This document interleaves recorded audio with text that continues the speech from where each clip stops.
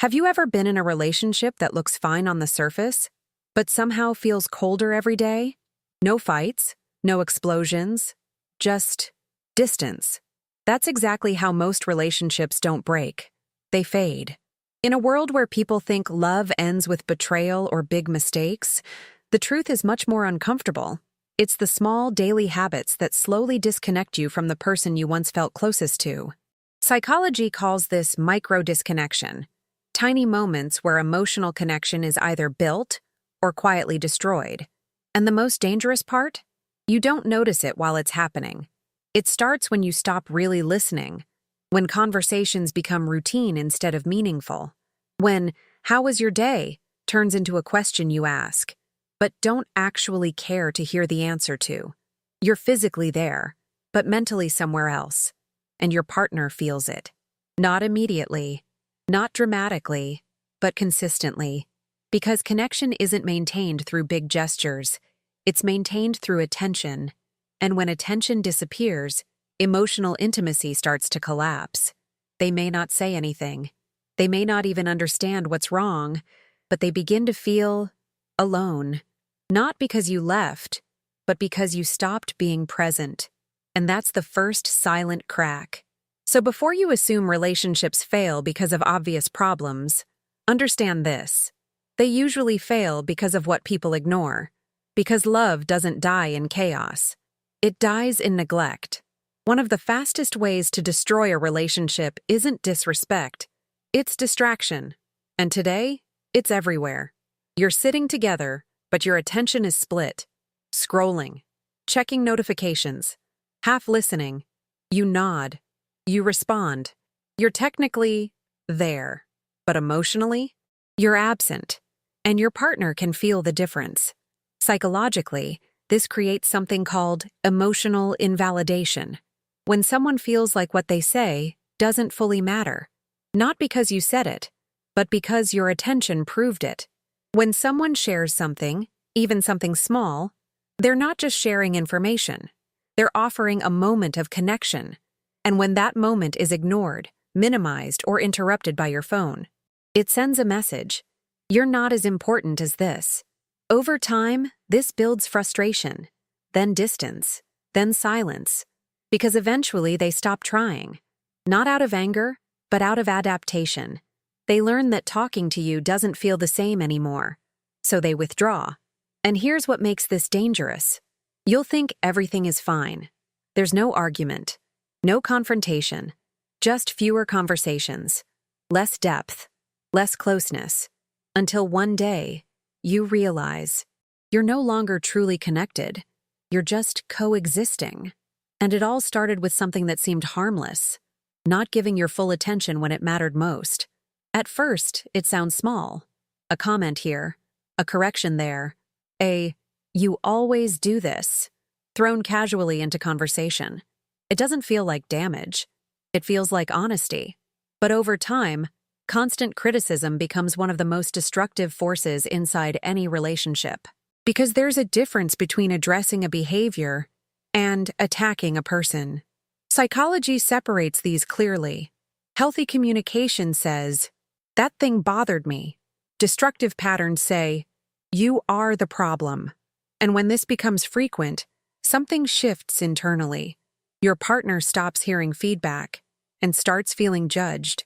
Every comment becomes a reminder that they're not enough, not doing enough, not being enough, even if that's not your intention. Because repetition creates identity. If someone hears enough negative framing, they begin to associate your presence with pressure instead of safety. And that changes everything. They become more careful, more guarded, less open. Not because they don't care, but because they don't feel safe being themselves around you anymore. And once emotional safety disappears, vulnerability follows. Then connection. Then intimacy. Until conversations become surface level, filtered, and distant. Here's the truth most people don't realize. Criticism doesn't improve your partner. It conditions them to withdraw. So if your relationship feels colder lately, ask yourself, are you building them or slowly breaking them down? Because love doesn't grow where someone feels constantly evaluated. It grows where they feel accepted, even while improving. Most people think a successful argument is about being right, proving a point, defending your perspective, winning. But in relationships, every time you win the argument, you risk losing something much more important: connection. Because arguments aren't just about logic, they're about emotion, understanding, and resolution. And when your goal becomes dominance instead of understanding, the dynamic shifts. It turns into a battlefield where one person wins and the other feels defeated. Psychology calls this a power struggle dynamic, and it slowly erodes emotional intimacy because your partner stops feeling like they're on the same team. Instead, they feel like they're constantly being challenged, corrected, or overpowered. So what do? They either fight harder or stop fighting at all. And both outcomes are dangerous. More fights create exhaustion. Less fights create emotional distance. Because silence doesn't mean peace. It often means resignation. They stop expressing, stop explaining, stop trying to be understood, not because they agree, but because they no longer believe it's worth it. And that's the turning point. When communication shifts from connection to competition. So the next time you feel the urge to prove you're right, pause. Ask yourself, do you want to win this moment or protect the relationship? Because in real connection, it's not you versus them. It's both of you versus the problem. And the moment you forget that, you stop being partners and start becoming opponents. At the beginning, everything feels intentional. You notice the small things. You say thank you. You show appreciation without being asked. But over time, something shifts. What once felt special starts to feel expected. And that's where the danger begins. Because the moment appreciation disappears, connection starts to weaken. Psychology refers to this as hedonic adaptation, the tendency to normalize what once made us feel grateful. Your partner's effort stops feeling like a gift and starts feeling like a given. You stop acknowledging the little things, the messages, the support, the presence, not because you don't care, but because you assume they'll always be there. And that assumption is what slowly erodes the relationship. Because appreciation isn't just politeness. It's emotional reinforcement. It tells your partner, I see you, I value you, you matter. Without it, something subtle happens. They begin to feel invisible, not unloved, but unnoticed. And over time, that feeling grows heavier. They might not complain. They might not confront you. But internally, they start asking, would it even matter if I stopped trying?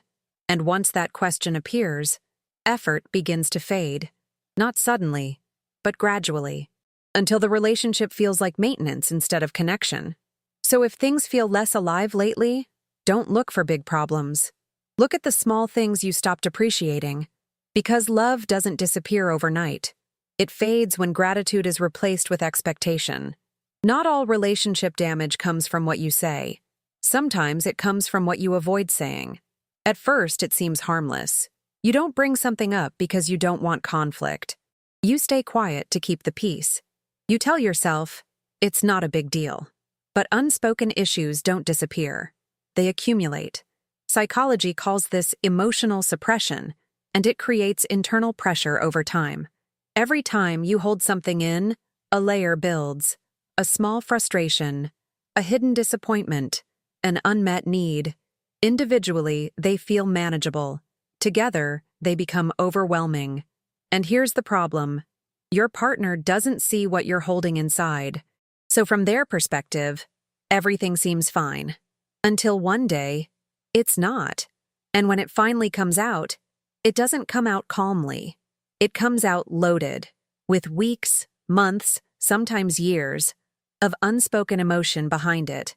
And suddenly, what could have been a simple conversation becomes a major conflict. Not because of the issue itself, but because of everything attached to it. Avoidance creates distance, not immediately, but steadily. Because communication isn't just about talking. It's about allowing yourself to be seen, even when it's uncomfortable. So when difficult conversations are avoided, intimacy is reduced. Because real closeness requires honesty, even when it risks tension. So if you've been choosing silence to keep things easy, understand this. You're not protecting the relationship. You're delaying the moment it becomes harder to fix. Because the conversations you avoid today are the ones that define your relationship tomorrow. Not every relationship ends because of conflict. Some end because, in the moments that mattered most, one person felt alone. Emotional support isn't about fixing problems. It's about presence, being there, listening, understanding. But when that support is missing, even subtly, it creates a deep internal shift. Psychology links this to attachment security. When someone feels emotionally supported, they feel safe. When they don't, they begin to disconnect. It happens in small moments. When they share something important, and you minimize it. When they open up, and you change the subject. When they struggle, and you respond with solutions instead of empathy. You may think you're helping, but what they needed was to feel understood. Because emotional support isn't about logic, it's about validation. I see you. I hear you. You're not alone in this. Without those signals, something starts to break. They stop opening up as much. They share less. They become more self-contained. Not because they trust you less, but because they feel less supported by you. And over time, this creates emotional isolation inside the relationship, which is one of the most painful forms of disconnection. Because you're together, but you don't feel like a team anymore. So, if your partner seems more distant lately, don't just look at communication. Look at support. Because love isn't measured in good times. It's revealed in how you show up during the hard ones. And when support disappears, so does emotional safety. It doesn't always sound harmful. Sometimes it's subtle. A comment about someone else's relationship. A comparison to how others behave. A quiet expectation based on what you see online. But comparison is one of the fastest ways to destroy connection, because the moment your partner feels compared, they stop feeling accepted. Psychology explains this through social comparison theory, the constant measuring of reality against idealized versions. And in relationships, this creates pressure. Pressure to match, to compete, to be someone they're not. Even if you never say it directly, comparisons can be felt. In tone, in expectations, in disappointment. And over time, this leads to a dangerous question forming in your partner's mind. Am I enough for you? Because comparison doesn't inspire growth. It creates insecurity. Instead of feeling valued for who they are, they feel evaluated against someone else's standard. And that slowly damages self-esteem within the relationship. They may try harder at first, but eventually, it leads to frustration or withdrawal. Because no one wants to feel like they're constantly being measured. Real connection is built on acceptance, not competition. So if you've been unconsciously comparing, even in small ways, understand the impact. You're not motivating your partner. You're making them feel replaceable. And once someone feels that, distance becomes inevitable. Because people don't stay where they feel like they're not enough. Sometimes it's not what you say. It's how fast you react. A tone, a comment, a small misunderstanding. And suddenly the conversation escalates. Voices rise. Defenses go up. Emotions take control. This is what psychology calls emotional reactivity, responding instantly based on feeling, not awareness. And in relationships, it's one of the fastest ways to create instability. Because when reactions become automatic, communication loses safety. Your partner starts to feel like anything they say could trigger tension. So they become more careful, more filtered, more restrained.